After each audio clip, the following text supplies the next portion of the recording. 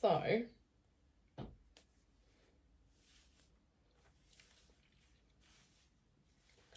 hi there. Okay, so I posted on my Instagram stories the other day a little poll on whether I should go on a little random life rant. And so many of you, a few hundred of you said, yeah, go on, Mel, why not? Ta-da! Let's do it. I have no idea where to start. And don't get me wrong, I talk to myself all the time. Just never like this. But I'm sure once I get into it, there'll be no shutting me up. So I have no idea how long this will go for. 10 minutes, 10 hours. Your guess is as good as mine. Yeah, where to start? I'll start with my stories, I suppose, that I was going through.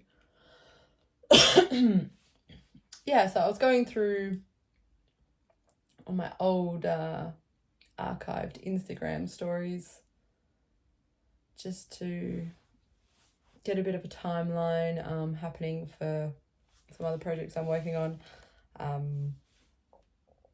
when I did like certain areas of my garden and renovations, and when I planted certain plants and whatever.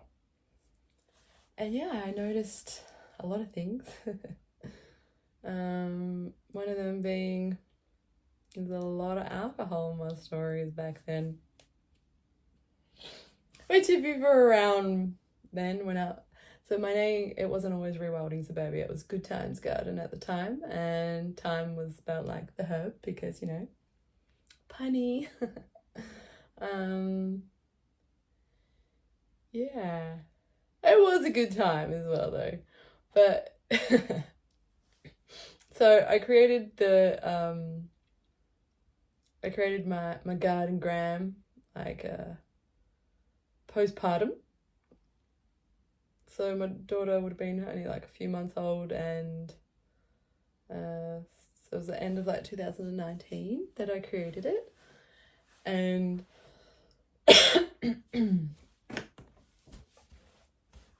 that was kind of a savior for my sanity too, really.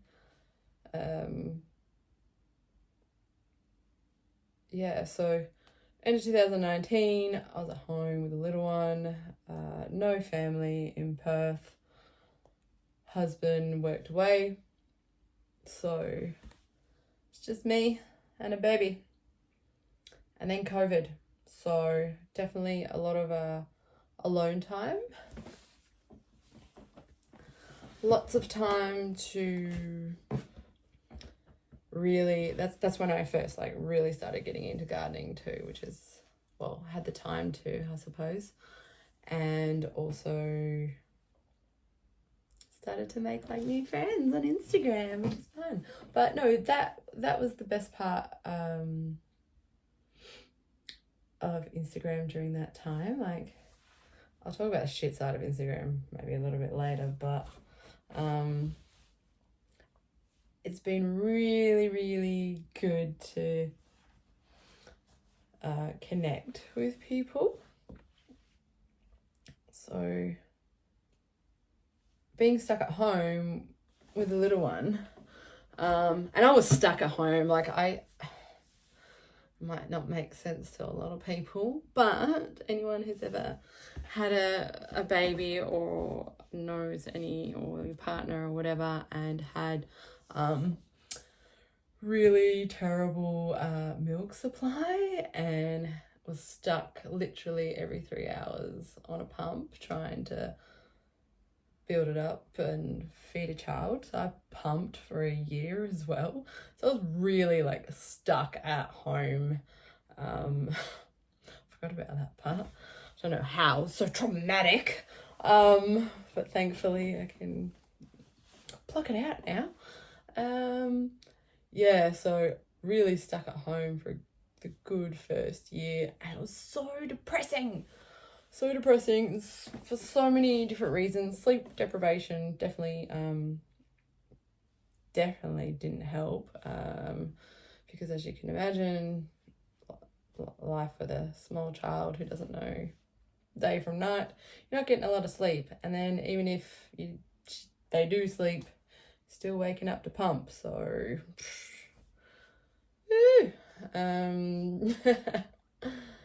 times, garden. So Instagram was great because I was able to connect with so many people and have conversations. I wasn't having conversations with bloody anyone, only myself at the time. So yeah, it was a real lonely time, but yeah. And it was good because, the good side about COVID was that everyone else was starting to get into gardening too. Like, yay, friends.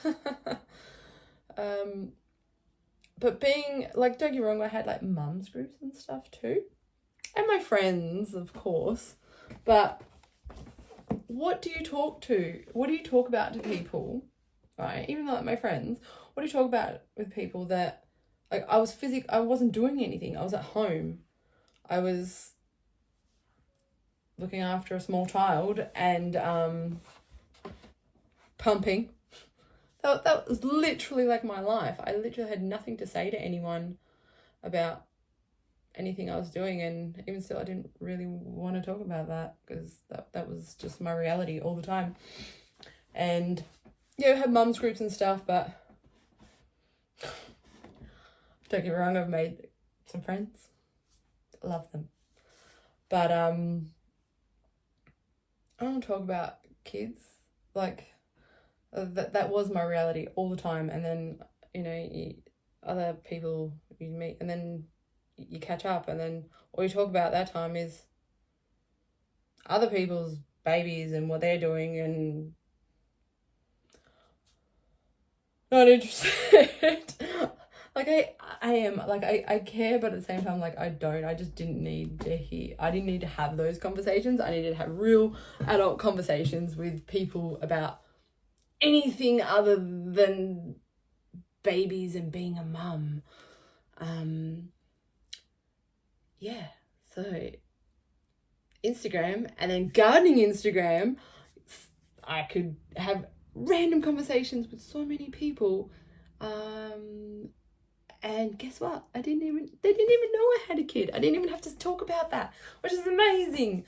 You could just you could just find someone, or find a post, a picture, a story, or whatever, and instantly you have something to talk about. You have something, like a connection with something. So that was amazing, and I've made so many real life friends from there.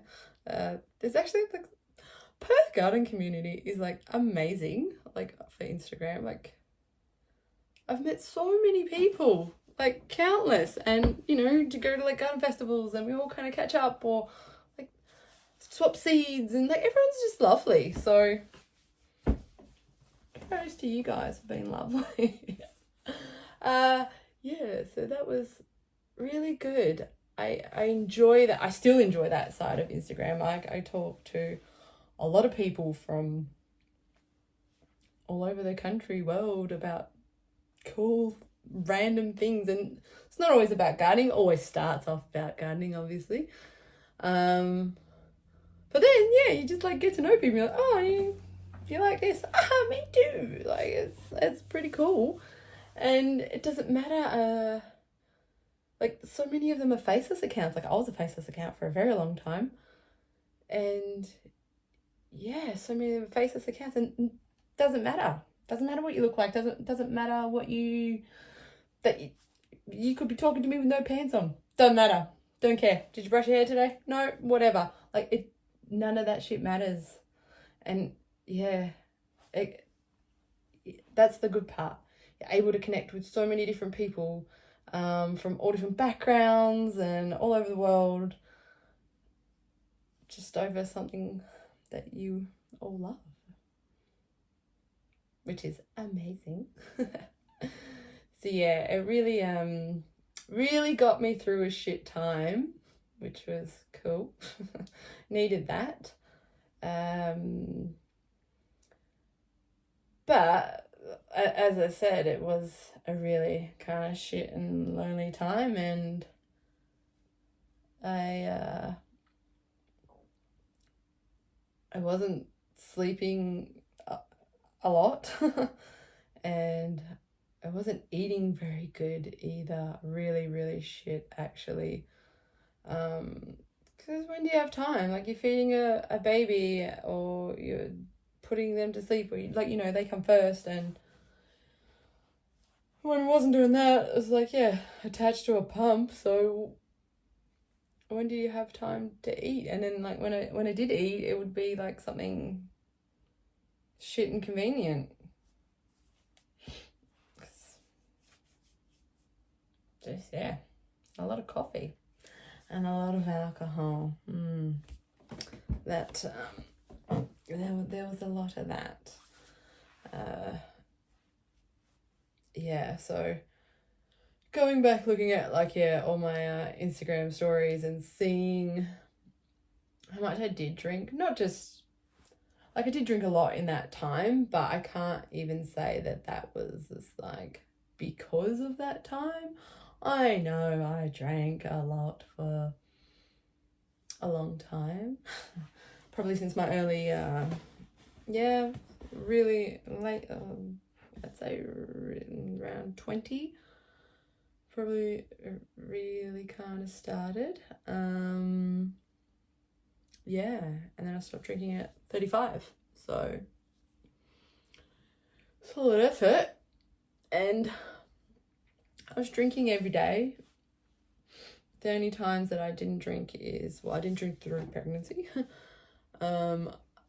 If I was half dying sick, that's pretty much it, really. So, yeah, so I drank for, 15 years there. And yeah, so every day. And it might not, I can't say that I got smashed every day or anything like that. I wasn't that kind of person. And not weekend benders. I was never like that. It was just slow and consistent. Can't say that I was pissed. I was pretty piss fit, if you will. Took a lot to get me pissed, but I was, quite. I drank consistently, and some days it could have been 1, sometimes it could have been 6, could have been 10. Depends on the day. Depends what time I started in the day as well. But yeah, I found myself drinking for a lot of reasons. To relax, to sleep, to have fun.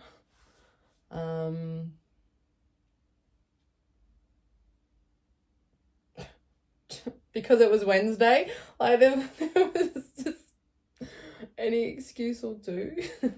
And prior to having my daughter, I worked in mining. So yeah, it was very common to drink, smoke half a pack of cigarettes. That's just after work. Yeah. But yeah, I knew I had a problem with it, and I was dependent on it because I couldn't go without it. Like I said, I wasn't pissed or anything like that, but I couldn't not drink. I'm like, there's a bit of a problem, but I ignored that for a few years. So it's not why I stopped drinking. I didn't stop drinking with the intention to stop drinking, actually. I went through a whole big kind of life-changing moment, really. I had yeah, it was a big, I was having a lot of moments being alone for a couple years there, and being a little on the, well, a lot, on the old, what do you call it? A little neurospicy. The hyperactivity isn't always outside. So, yeah. I forgot. Now I forgot what I was overthinking about. Oh, just, yeah, my life in general. I had like a bit of a, I wouldn't call it a midlife crisis. I was 35. I had a 35-year-old crisis. I just realised that, and I was very unhappy with myself, and something needed to be done. So, weird thoughts that you have, but like, my grandmother died when she was 71, 72, 70, something like that. Young, right? Young. And she was quite a fit person, didn't smoke, didn't drink, anything like that. Gardener. Ate healthy. But yeah, she had like a stroke when I was 10, and then again when I was 18, and that's when she died from stroke. And I was having this moment, I'm like, oh my God, I'm 35, like, this could be like halfway. Like if that's, you know, like my, it's my, you know, family history. What the fuck?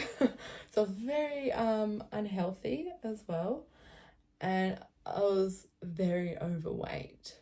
And you might be going, oh yeah, but you had a baby. No, I was overweight before I had the baby. Same weight actually. Surprisingly, didn't put much on for pregnancy, probably because I stopped drinking during it. So yeah, same weight before and after. But yeah, I was very unhealthy. I didn't exercise. I didn't eat good. Drank. I was just, yeah, not in a good way. And then obviously that has an effect, like physically, mentally, like I was just fucked. So yeah, I had this big kind of turning point in my life where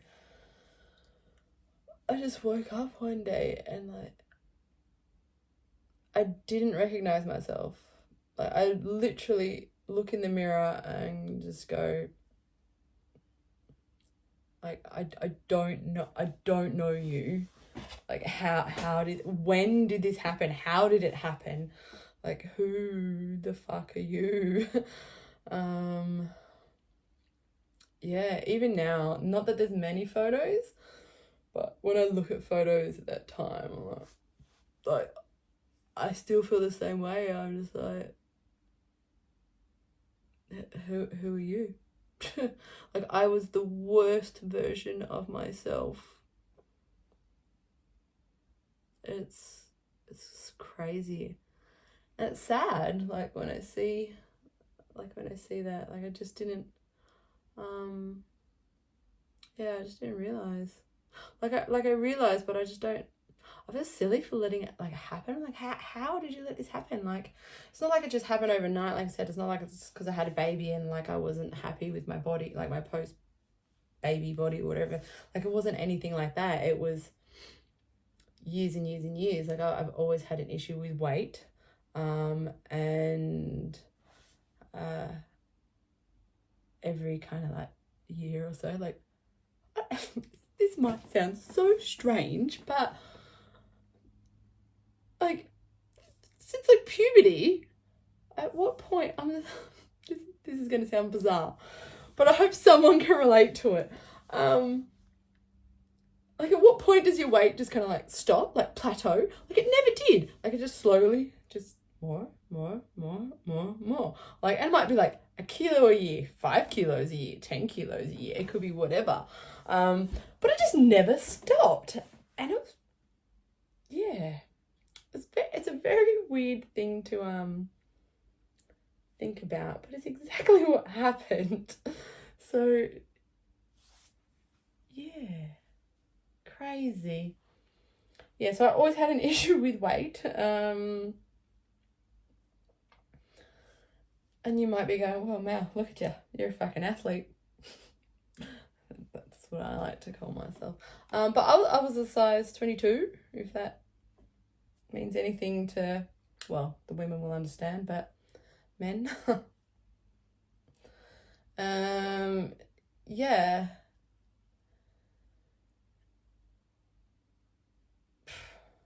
Sorry, I'm just like gobsmacked at myself now. Yeah, so size 22, drank every day, didn't exercise.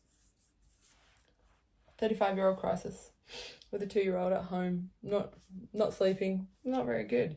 So yeah, that turning point was just, yeah, fucking changed my life, really. Well, obviously, I saw this random like ad on like Facebook Marketplace or something for like group exercise thing, home gym, for mums, so you can bring your baby or whatever. I'm like, okay, cool. I'm gonna do it. Gonna give it a crack. I went one time, and well, the first time I went, I literally could not walk for days. Oh my god, it was an eye-opener, and I did not realise how unfit I actually was.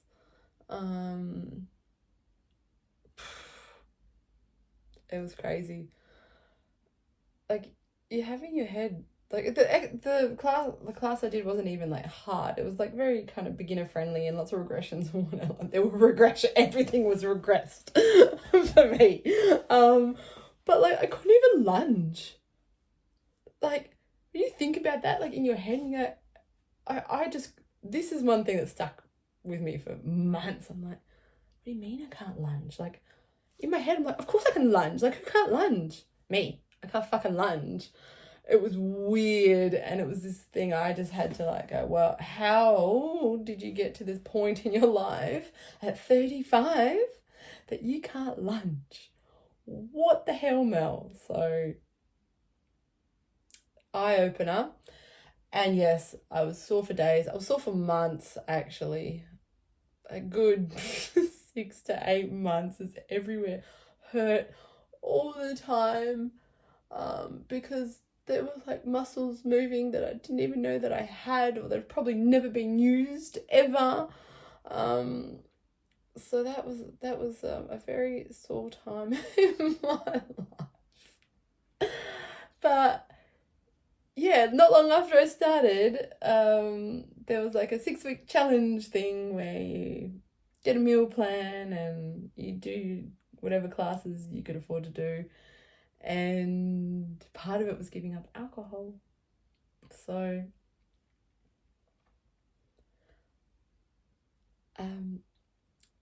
yeah, so in the 6 weeks, I lost like 10 or 11 kilos because I obviously had it to lose, and I sound like I was like a potato. I didn't fucking move. So of course I started moving and eating good. Yeah, and gave up the piss, so I lost weight, and then obviously I felt good. So I just thought, well, why look back now? And I haven't. So I eat decent most of the time, but you know, if I want to eat a fucking block of chocolate, I'm eating a block of chocolate, whatever. But yeah, I stopped drinking. So that was, yeah, really funny at the time, because when you do stuff, you're like, oh,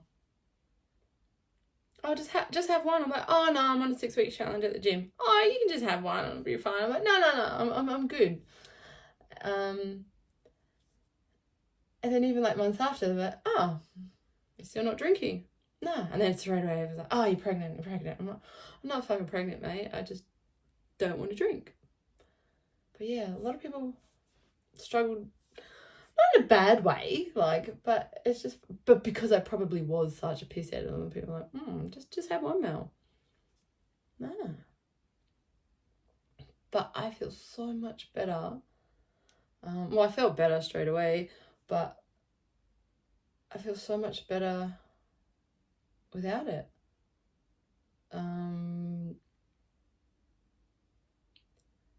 Yeah, I don't have issues sleeping. Well, I still have issues switching off sometimes, but gardening's really good for that. And so are my bugs. Yeah, I just try and replace the drinking with healthier habits, free habits, like stalking insects in the garden.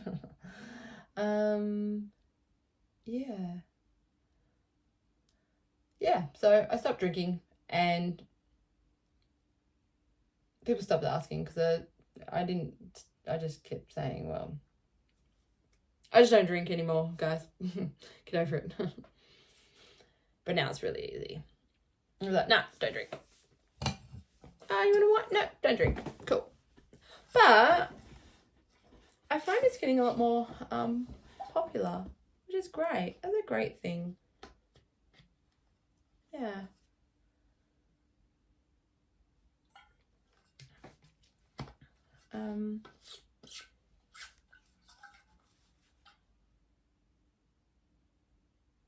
I forgot what I was going to say now.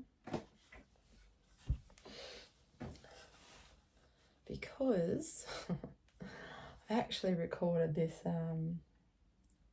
it's probably the third time now, because the other two, for some reason, just like stopped halfway through me talking, so I don't actually remember what